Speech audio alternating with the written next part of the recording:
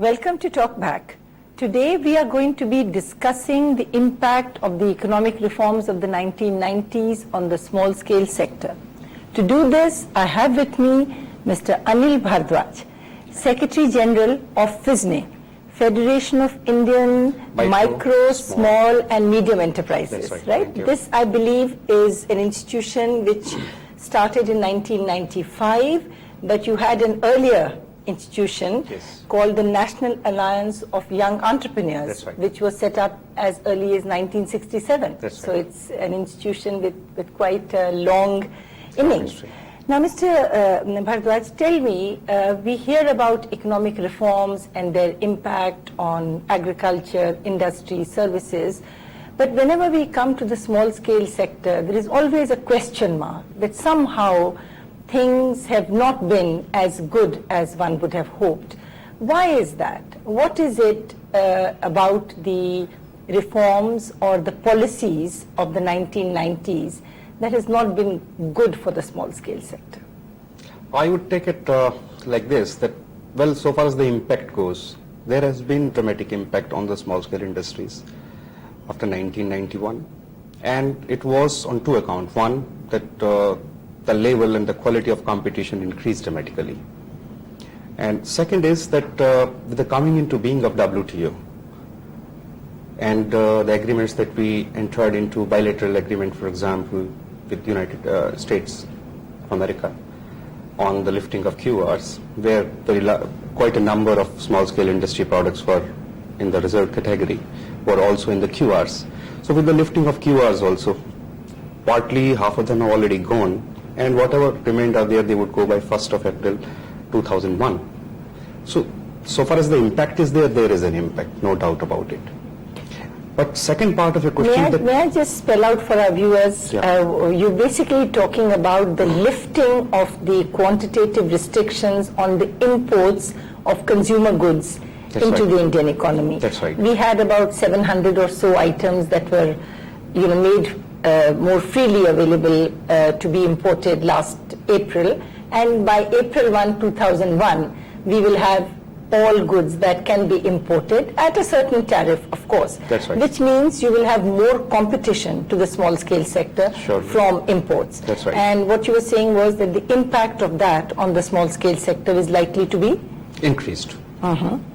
So that is part that the quality of, you can say, the competition has increased, both in quality as well as quantity.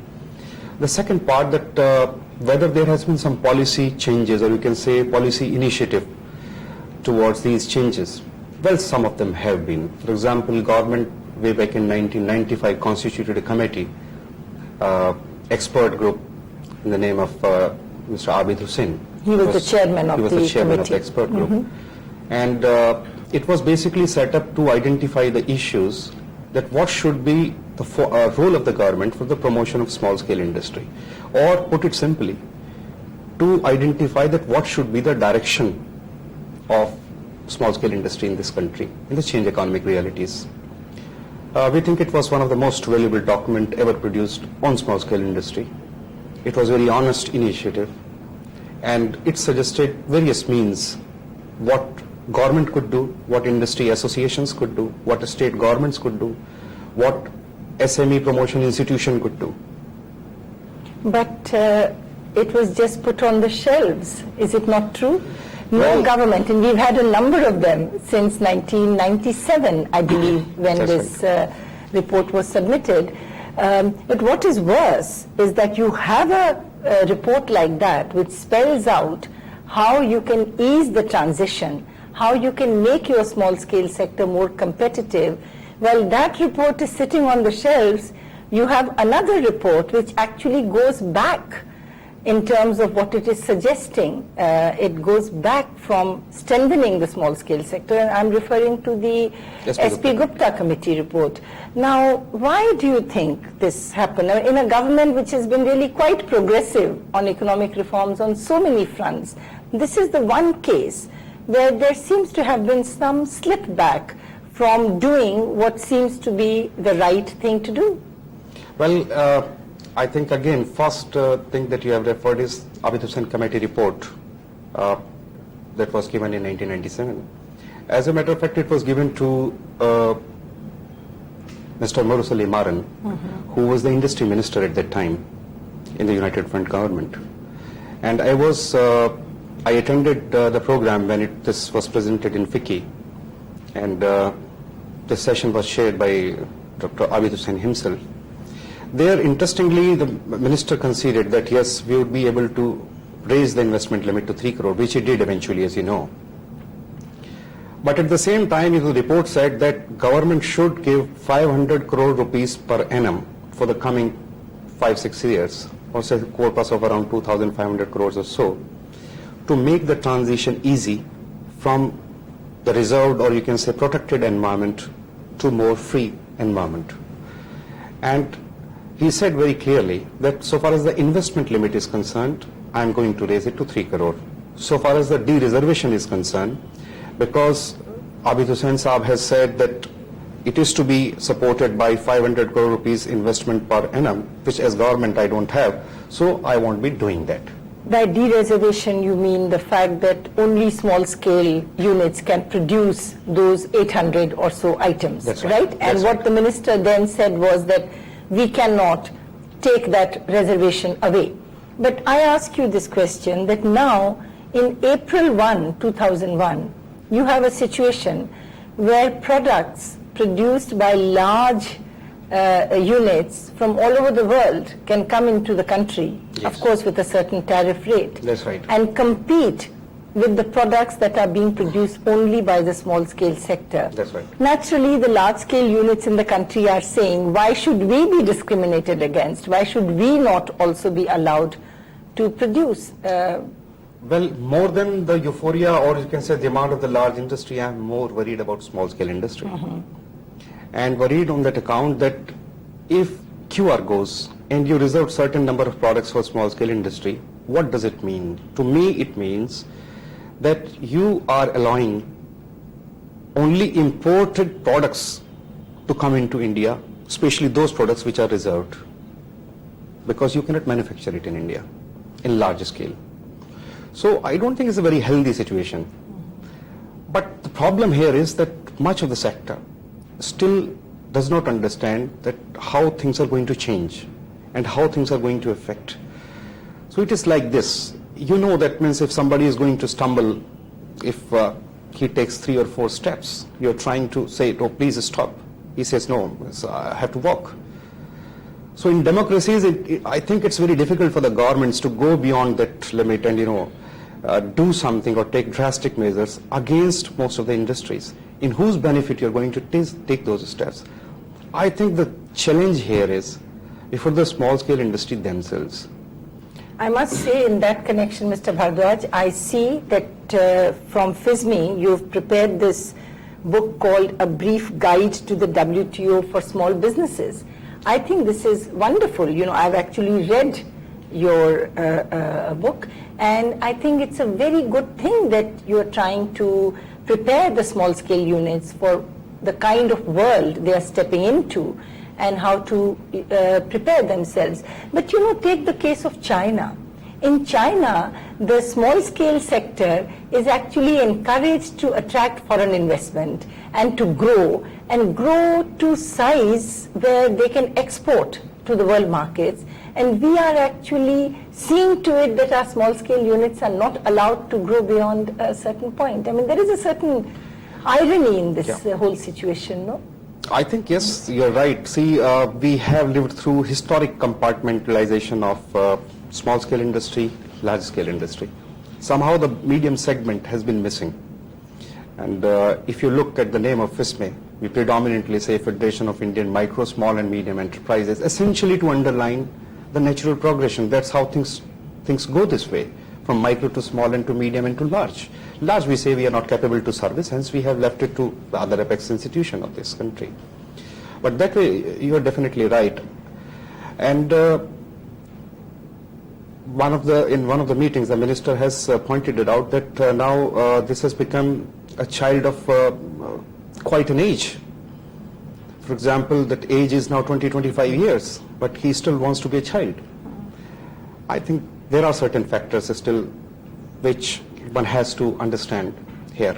But there are some hopeful signs. I think Surely. most recently we've had this de-reservation in the garment sector. Yeah. Is it going to make a difference now that we've de-reserved garments? I think it does make a difference, and the difference lies first of all in psychological understanding the sector, that whether you're reserved or unreserved, or whether you would be caught. See, for example, the moment you are into regulations, see the position of auto sector. Well, many of them, when they set up shop, they had to comply with the export obligation. They thought that they can very well do it. But you know what is the situation? Most of the large companies of the stature of, I should not name them, but most of the automakers in this country of international background defaulted. They could not export to the extent that they gave the undertaking of. What we mean by this is that, see, in economy it is very or increasingly difficult to foresee future, how things will move.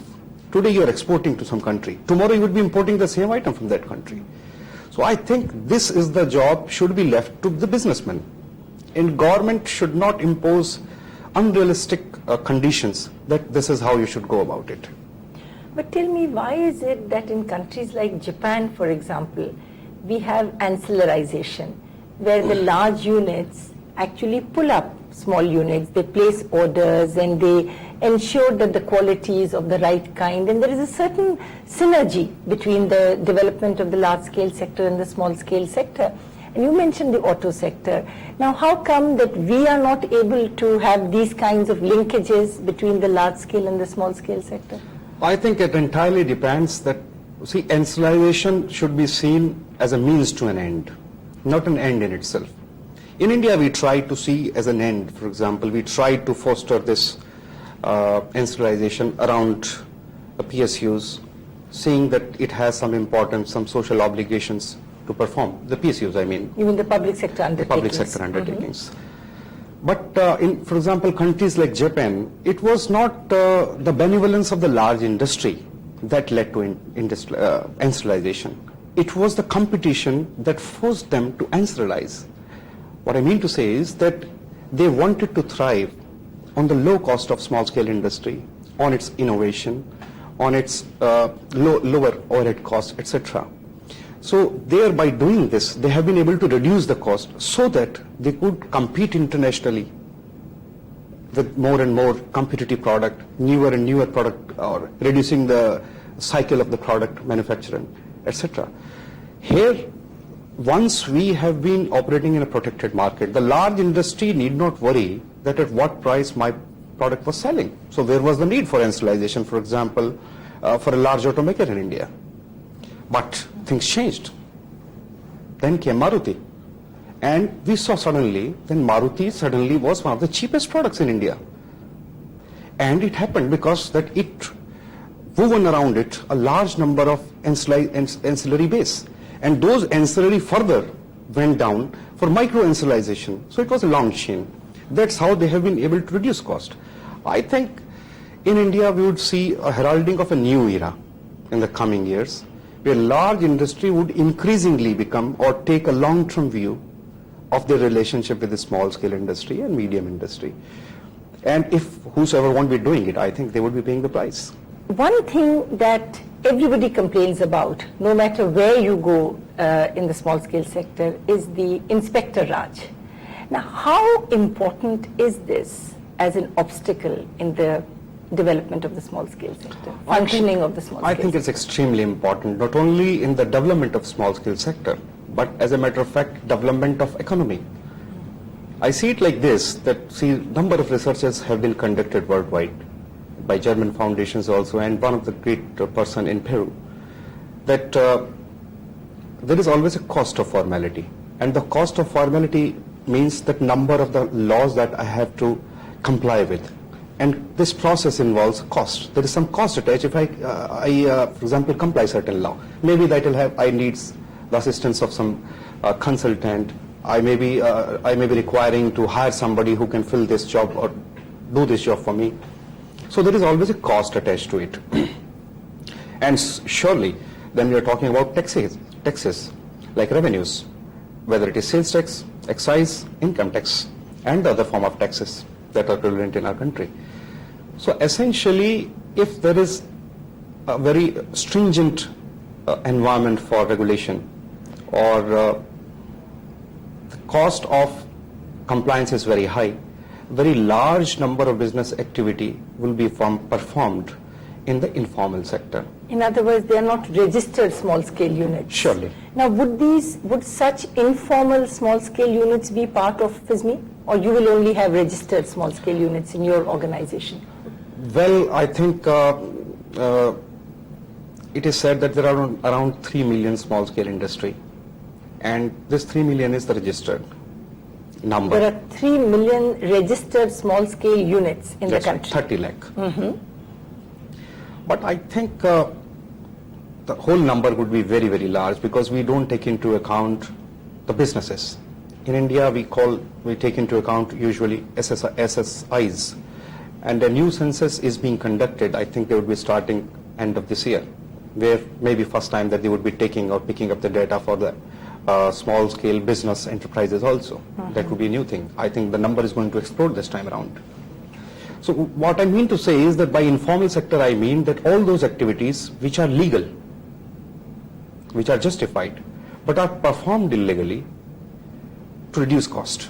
But you see, even if you take the legal small scale, the formal small scale sector, very often you hear stories that these units will hire labor for say 200 and some days, but then break the service and not hire the same person, break it for a month and then pick them up in order to avoid labor laws and all. So, you know, in a sense that is not really very conducive to labor, if you look at it in a macro context. So are these complaints, you think, justified? I think you have to look at it. There are two questions now. One point that you're raising is about social security networks or nets, and the other is about this entrepreneur, that how we can reduce the burden of a regulatory environment on this, because he's complaining. That means that he must be having some problem. That's why he's complaining. About social security networks, unfortunately in India, is available only to 2% of labor, and the majority of the labor, maybe 3%, but the majority of the labor do not have any social security systems at all. What as a nation we have somehow failed to do is to develop some social security networks, as we see, for example, in Europe or in USA, where I just pay a particular type of amount to my insurance company, and that takes care of so much of my needs. But here, why he's complaining about this, the particular instance that you mentioned, that he would be paying, for example, for 200 or so much of days, pays a certain type of regular employment and then a break. That's right. And then again the employment. Basically to evade labor laws and having to provide for social security or whatever. Not only to evade labor laws, but to evade the cost of that, the cost of you can say providing the social security system, which he may not be capable of doing it tomorrow. Today I am doing good business. Tomorrow I don't know what would happen. But if I don't pay him, the court is not going to ask whether you have earned profit this year or not. They're not going to ask me whether you got this time your payment in time or not. I am by law bound to pay a certain amount at a particular date. If I don't do it, I infringe the law. And at the same time, the small-scale units complain that the inspectors are all the time at their doorstep, so that they don't have a flexible environment in which they can function. You know, whether it's excise inspectors or whichever. How serious is that as an impediment to the functioning of the small-scale units? Actually, it differs from revenue department to revenue department. In excise, I think, and sales tax also, and to some extent, I think that it would eventually lead to income tax also, indirect taxes. But in indirect taxes, are not having VAT is the biggest impediment. They are right in complaining. They do face a lot of problems. If there are so many staff, naturally they would be creating some kind of, if I can put it, nuisance, means they would be going there, they would be either sending letters, would be doing something because they are already there. And that's what they are being paid for, to generate revenues. But I think the answer lies in putting the complete VAT system. Once that value-added tax. Once that is in place, I think the excise also, much of the rationalization and simplification would be there in the indirect taxes, both sales tax as well as excise. Fortunately, this is something that the government seems to be very serious about, so this is a very hopeful sign. Yeah. What about credit?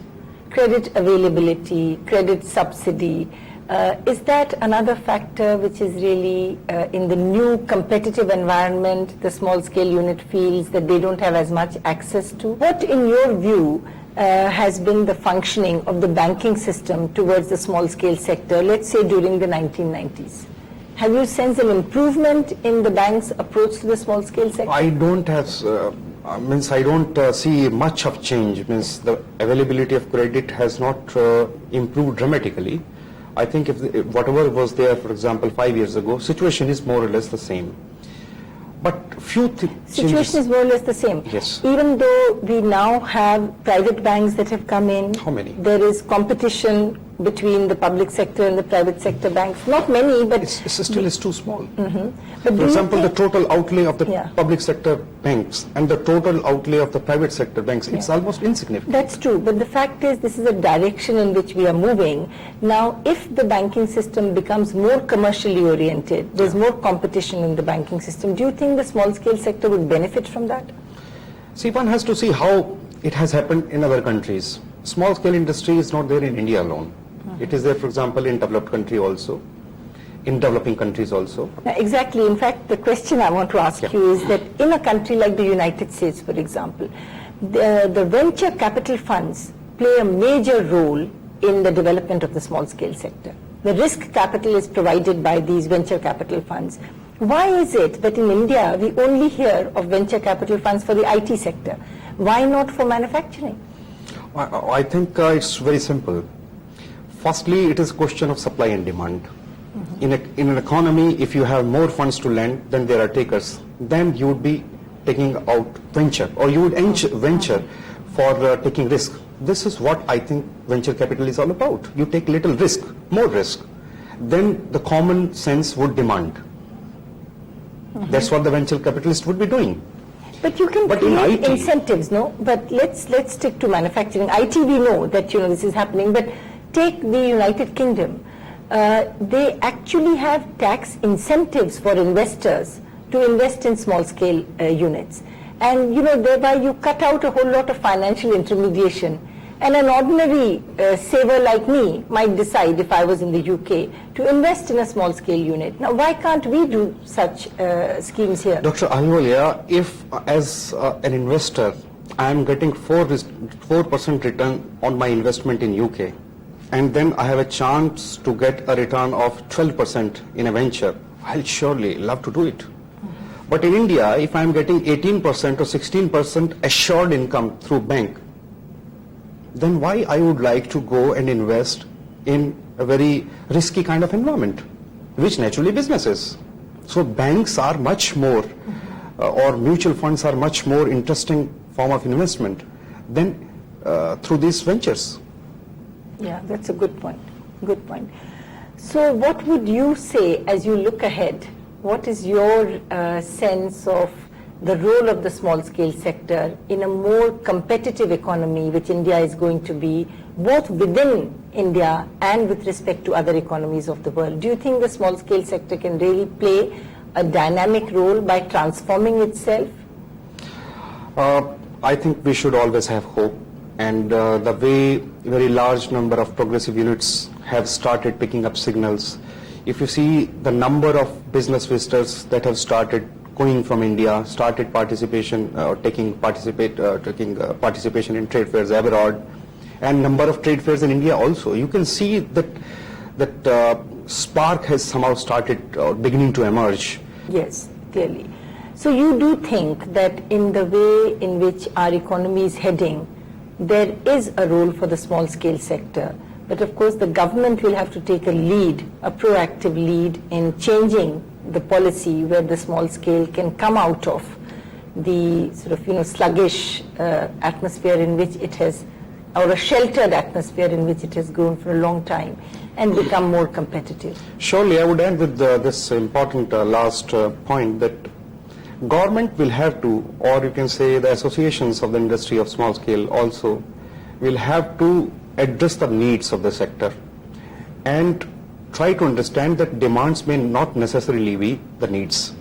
The needs for the sector today is that how, for example, research should be conducted on WTO, that how the WTO environment or the promulgations are going to affect small scale industry. So research institutions and serious research is needed there. Similarly, how we can empower our industry SMEs in getting more and more IPR oriented, like in getting patents, trademarks and so on, making them more intellectual property rich. Thirdly, how we can empower them so that they go outside and are exposed to the outside world and market their products there. So maybe if assistance is needed of the government, then yes, it is needed, for example, in trade fairs. Let them give free space there. Most of the countries are doing. China you mentioned. Yes. But you see that what China is doing. China is providing lots and lots of free space to their small scale industry in outside fairs. Similarly in WTO related research. That's what you'll have to do. We can take cue from what is being done, for example, in EU countries. Yes. Similarly in IPR, we can take cue from Malaysia, Taiwan, Korea, Improve Japan. our patent office, help the small scale sector to register their patents. And so what you are saying is really they need to strengthen the small scale sector by changing the role in which government will interface with the small scale sector rather than keeping them weak. That's right. And yielding to their demands. That's right. Yeah. Well, on that very positive note, let me say thank you to you. Thank you. It has been a pleasure. Thank you. Thank you. And we will be back same time, same day next week on Talkback. Goodbye.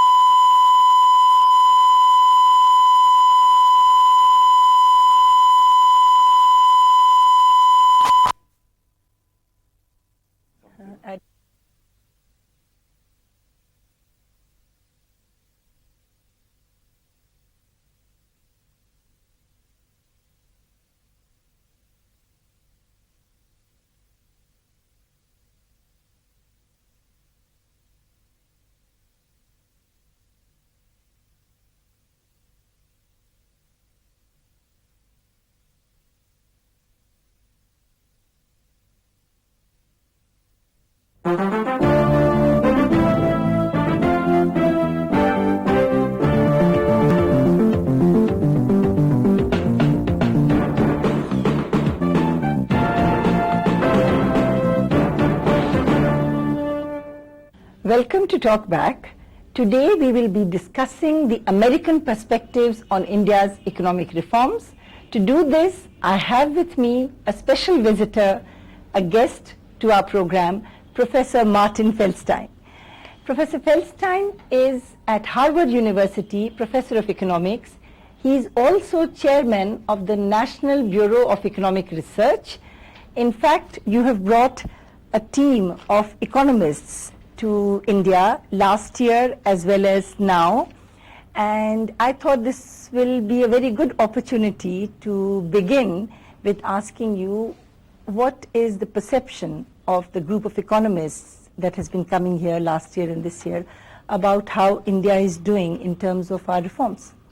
I think the feeling is that the Indian economy is beginning to take reform seriously, that on the external side, the opening up of trade, the increased inflow of investment, all of that is very good. And domestically, there are important changes beginning to happen on the regulatory and on privatization. So I think reform really is getting back on track here in India. Very good. And also, Professor Feldstein, there is a little bit of nervousness, not just in India, but all over the world, about this talk of slowdown in the US economy and its impact on the rest of the world. Would you like to give me your views on how you perceive this slowdown? Yes, I think there's no question that the U.S. economy is slowing down. But we've been growing at too fast a pace for the last year and a half, 2 years, an unsustainably fast pace. Our output has been growing, well, last year, at the second half of last year, at 7%. And while that's a reasonable number for India, it's not a reasonable number for the United States. Our potential output grows at about 4% a year. And that's an improvement over where we were during the last 20, 25 years. We're just seeing faster technical change that's giving us stronger growth. So we could grow year after year at about 4%. But we've grown faster than that for the last year and a half, 2 years. And so we need to slow down and get back on track. And I think that is happening. But the question is, would this going to be a soft landing? Well, that's a tough question. And of course, nobody can be sure. In the most recent quarter for which we have data, the third quarter of this year, the economy slowed down to about 2.5%. And that's a perfectly respectable number. Most forecasters now are saying that the U.S. can do about 2.5% for the next 6 months, and that probably after that we'll have landed and can actually pick up a bit. But there are some risks in that. 2.5% would mean some small increases in unemployment, but of course it would mean that total incomes, consumption, the standard of living were still improving because our population only grows at about 1% a year. So that would be a very comfortable soft landing, but there are some risks. Another very significant happening in the American economy has been this turnaround from a rather high budget deficit to a budget surplus now for 2 or 3 years in the running. If I may ask you, how do you think this was accomplished? Well, we did have very serious budget deficits for a long time. And one thing that it did was to change public attitudes about spending. And so there was a much more restrained attitude about new government programs. When President Clinton became president, he had a proposal for a big new national health spending program. That was 8 years ago. About 8 years ago, exactly, 7 or 8 years ago when the program was actually proposed. But even though his own party controlled the Congress at that time, there was a reluctance to accept that big new spending program. And so his own party, together with the Republican Party, defeated that program. And I think that set a tone that said we're not going to get engaged in major new spending initiatives. More recently, the Republicans, the opposition party to President Clinton's party, has been in control of the Congress, both in the lower house and the upper house, and they have blocked new spending programs. So the starting point for how we turned around the budget was to slow the growth of spending. Some things automatically grow, even without legislation, programs like the retirement benefits, health care for the aged, so-called entitlement programs. But there weren't new programs, there weren't expansions of programs. And then the thing that really turned the corner was we got a great deal more tax revenue as a result of strong growth. Not raising tax rates, but just keeping the rate structure there while the economy grew at a quite rapid rate has increased total taxes as a share of GDP, as a share of national income, to an all-time high. So if you keep spending under control while taxes rise more rapidly than income, it doesn't take long to go from a budget deficit to a budget surplus, and that's what we've now done. And we have a budget surplus this year, this past year, equal to 2.5% of GDP. So really $250 billion. To put that number in perspective, that's roughly half of the GDP of India is the size of our budget surplus in this past year. And looking ahead, the government Congressional Budget Office that forecasts budget surpluses forecasts very large surpluses continuing for the next decade. I believe that one of the major points of disagreement between the President-elect Bush and Vice President Gore was how they were going to spend this budget surplus. Would you like to tell the viewers? Yes, there was a big difference, and I think one of the major issues in the campaign was the choice that the American public had between those two options. Both of them talked about a combination of three things: cutting taxes, new spending, and reducing the size of the national debt. But they differed in the amounts and they differed in the nature of these programs. So Vice President Gore talked about a much smaller tax cut, and when he talked about a tax cut, what he really meant, and I say this as a supporter of President-elect Bush, but what Vice President Gore meant when he talked about a tax cut was really a kind of spending program done through the tax system. So, for example, if a household had their child in preschool institutional care, then they would get a special tax break.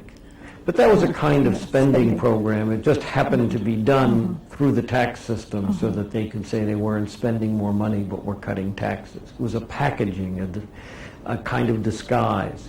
What President-elect Bush emphasized was that he would cut the tax rates on additional income, marginal tax rates on further earnings across the board for high, middle, and low income individuals in order to provide more incentives to remove, as he would put it, the roadblocks for low and middle income people to move up into higher income levels. So very different and also larger. President-elect Bush would devote about 1/3 of the currently forecast budget surpluses over the next 10 years to tax reduction, while Vice President Gore had a smaller amount for that. On the spending side, they had different priorities on how they would spend their money. And in terms of reducing the outstanding national debt, Vice President Gore claimed at least that he would have more debt reduction, although many of us thought that in the end that money would simply be spent by future Congresses and that he was not putting his full plans forward when he said that he was going to use it to reduce debt. But if we come back to this major happening that you've turned your budget deficit around to budget surplus, what advice would you have to give to the Indian policymakers? Because as I understand, tax buoyancy was an important factor in the American case. Now, our tax base is not broad enough, and spending cuts are not that easy to accomplish. Well, first, we didn't actually have many spending cuts. Yes. We simply stopped the growth of that spending. And so that's part of what can be done. It's much harder, as you say, to actually take back spending once you've enacted it, once people are seeing payments or a program. But saying no to new programs is easier. It's not perfectly easy in any democratic country, but it is easier to say no. And I don't know enough about the structure of Indian taxes. In the U.S., when the economy grows by 5%, taxes rise by more than 5% because of the structure of our taxes. So it's not just the broadening of the tax base, it's whether the taxes are sensitive to income in that way. The other thing that's really a major problem here, and I know you know this, but it's a big difference between the U.S. and India, and that is the states. We also have a federal system. We also have 50 states. But in general, the states in the United States are not allowed to have deficits. While roughly half of your government deficit, maybe more than half of your government deficit, is run at the state level. So somehow control has to be obtained over what happens at the state level. And if that's not done, if the states can continue to have larger and larger budget deficits, then your overall government budget deficit is going to continue to be much too high. And it obviously is a major, major adverse effect on the Indian economy. Although we also have a system where there is a lid on how much deficit the states can have. That lid is too high. That lid is too high. You cannot have 5% of GDP being absorbed by the state governments as deficits without being a serious drag on investment and therefore on growth. That's very true. Now, I know that you have been one of the close advisors on the economic policy front to President-elect Bush. And I would like to ask you if, in your view, you think that the economic policies as they emerge in the years to come from the United States, how they are going to have a different impact on developing countries from what we have seen in the last 8 years? I think that the major difference between the Bush policies and I would certainly say the policies that would have been followed by Vice President Gore and to some extent the policies of President Clinton is that the Bush policies will be much stronger free trade policies. The trade unions in the United States that have put pressure on President Clinton and on Vice President Gore as a candidate will not be able to put that same kind of pressure on President Bush. So you think the Seattle environment that we saw would not have happened if we had these kinds of policies? Well, it certainly would not have been encouraged the way President Clinton encouraged it. When he said that he was sympathetic, I can't remember his exact choice of words, but when he said he was sympathetic to the mobs on the street, I thought that was a very bad mistake. I think that the call to impose labor standards in the trade practices, to have environmental standards in the trade arrangements, with trade sanctions as a way of enforcing them, is simply a way of blocking the exports from developing countries. And it's not a very good disguise. I think it's a very thin disguise. But it's not something that you can expect to have happen from the Bush administration, even though it was clear that President Clinton, for political reasons, and I suspect Vice President Gore, because of his own hyper active attitude about the environment, would have been much more sympathetic to. So I think we will see both in terms of keeping the U.S. market open and also putting pressure on India and other countries to open your markets to goods and to foreign direct investment and to capital inflows. That's certainly very good news, because one of the concerns that many of us have in India is that while we are bringing our tariff barriers down and removing quantitative restrictions on imports, and making our economy more competitive to export, we see these non-tariff barriers coming up. And that's not good news for countries at our stage of transition. So if what you say is the intention of the coming Bush administration, I think that will really provide a much better framework within the WTO for us to engage in. And any other major, what about the new administration's approach to TRIPS, for example, the intellectual property regime? Well, again, I think the administration will continue the emphasis on intellectual property rights.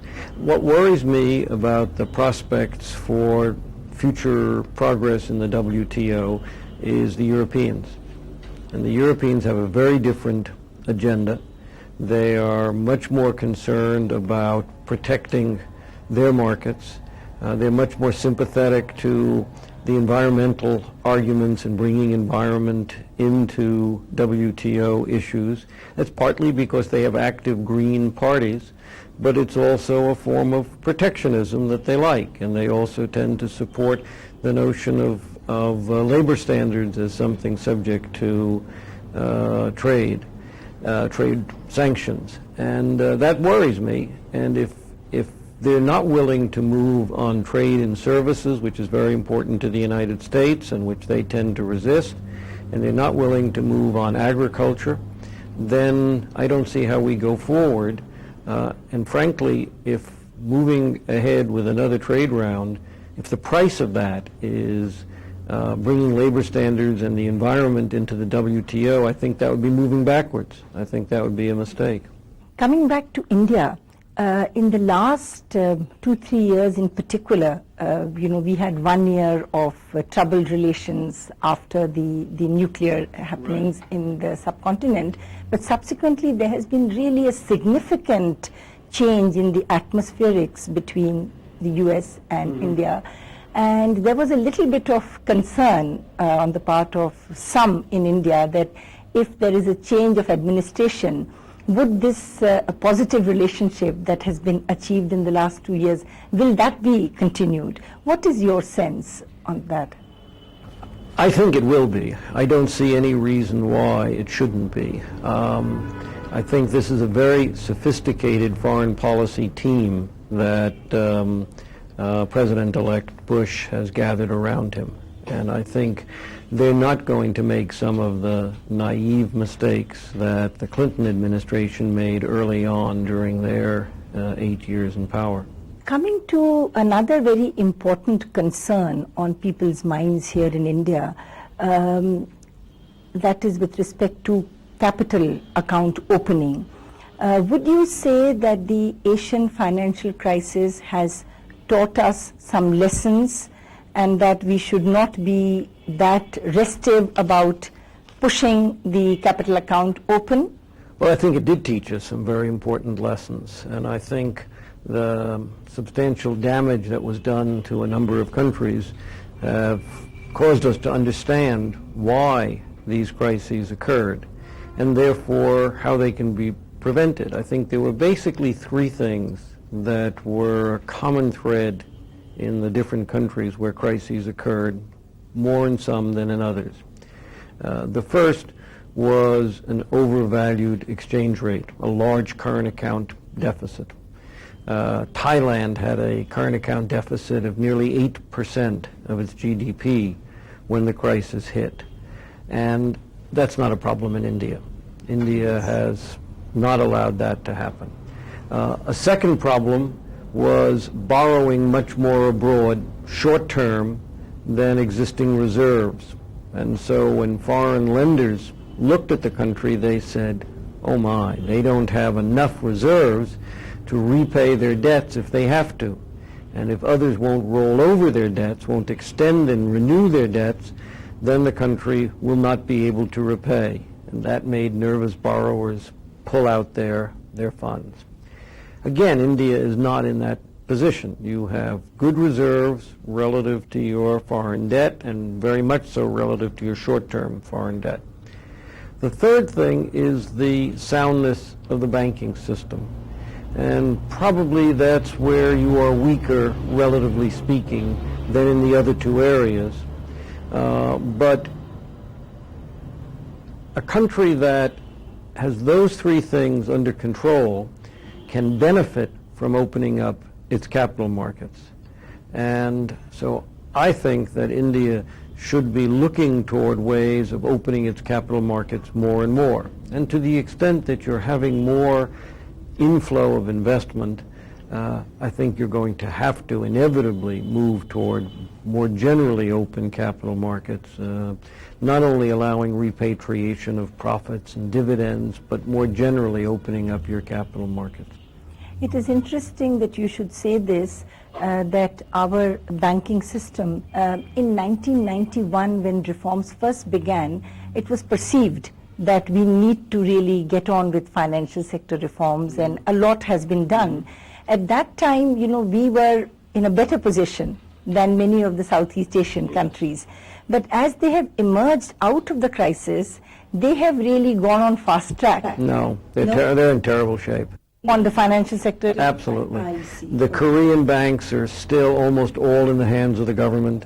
The Thai banks, some of them have been reprivatized after being taken over by the government, but they still have not figured out how to deal with bankrupt institutions that have outstanding loans to them. But how come we hear all this talk of recovery so much? How have they been able to? Well, they had very quick recoveries because their currencies were floating. The exchange rate was determined in the market. Their currencies fell very substantially, so they became much more competitive, and their exports increased very substantially. So that's really what we have seen, were export-led recoveries in Korea and to a somewhat lesser extent in Thailand. Indonesia has not recovered at all. Indonesia is absolutely flat. So the two that have recovered, and Malaysia never really had the crisis. So the two that have recovered primarily because their exchange rate turned around and because the very high interest rates that the International Monetary Fund had imposed on them were allowed to decline, so they bounced back. But going forward, they have serious problems because they cannot create and direct credit. One of the concerns in India about a change of administration in the US has been that we have really seen a significant improvement in the relations overall, not just in economic policy matters, but in everything, foreign policy, in the last 2 years. And would this be continued under the Bush administration? I think so. I think fundamentals have changed. I think India is seen as playing a different role, a more constructive role in Asia, in Western Asia. I think the role of Pakistan has changed. I think the fall of the Soviet Union has changed the significance of Pakistan and its relationship with the United States. So the United States can pursue what I think India would regard as a much more even-handed policy in the region as a whole. And I think some of the mistakes that the Clinton administration made in its foreign policies in general are not likely to be repeated by this much more sophisticated and experienced team that will be helping President Bush. Also, I think the new economy has provided a very nice platform where the US and the Indian economy can come together. Absolutely, and I think it's created a lot of respect in technology, Indian scientists, and a greater awareness of the large number of Indians in the United States who are playing very important roles in our economy. And they're also playing a very important role in putting pressure on the Indian economy to reform at a faster pace. And if I may turn to my final question to you, there's a lot of nervousness about the US stock market and what is going on. What sort of trend do you see in the months? No, I think the stock market changes have been more fundamental than that. I think that many prices, especially for technology stocks, got far too high or just unrealistic. We're assuming growth rates that could never have been achieved. And so we have had a very sharp fall in the so-called NASDAQ or small or high-tech stocks, which have come down by roughly 50%, roughly in half within this past year.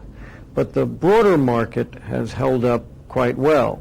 Overall, our stock market is down about 10% in this year after rising perhaps threefold over the last 5 years.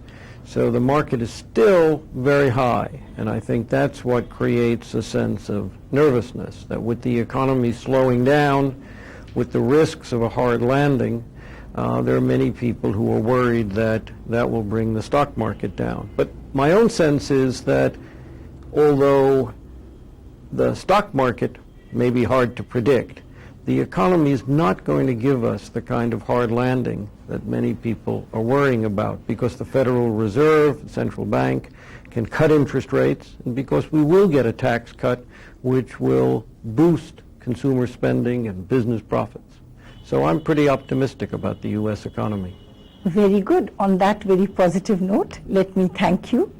So we'll be back same time, same day next week. Until then, goodbye.